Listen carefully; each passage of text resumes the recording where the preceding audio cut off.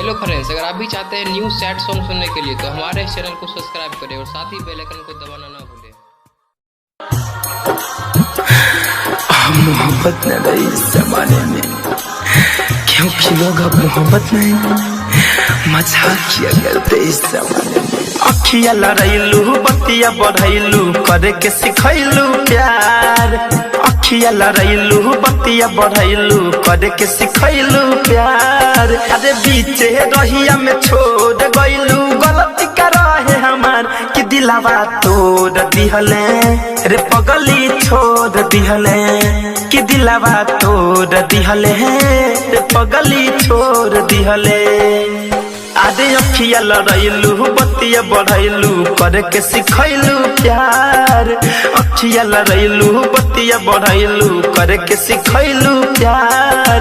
बीचे रहिया में छोड़ गइलू गलती कर है हमार कि दिलावा तोड़ दिहले रे पगली छोड़ दिहले कि दिलावा तोड़ दिहले रे पगली छोड़ दिहले। जितेंद्र नवीन मनोजे के राजा, जितेंद्र नवीन मनोजे के राजा, जितेंद्र नवीन मनोजे के राजा, जितेंद्र नवीन मनोजे के राजा, जितेंद्र नवीन मनोजे के राजा। एक राजा पर रबीरपुर बेगूसराय। एक राजा का मोबाइल नंबर 8651212100। नीतीश निगम पर्रा। हरे पहले रहले वादा तोहरा के ना भुलाई।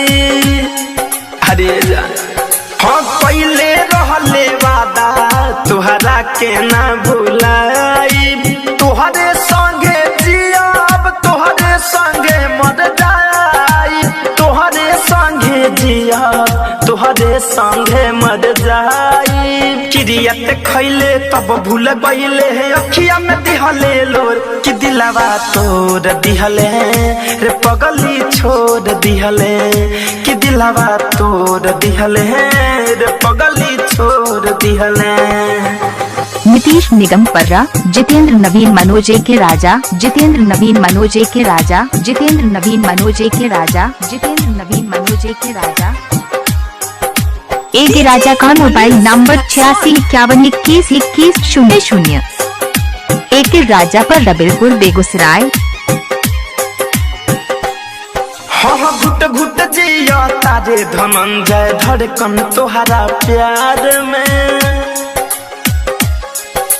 घुट घुट जिया तारे धनंजय धड़कन तोहरा प्यार में। संतोष तिवारी कहे धोखा खइबे तेहू प्यार में। विवेक सावन कहे धोखा खइबे तेहू प्यार में।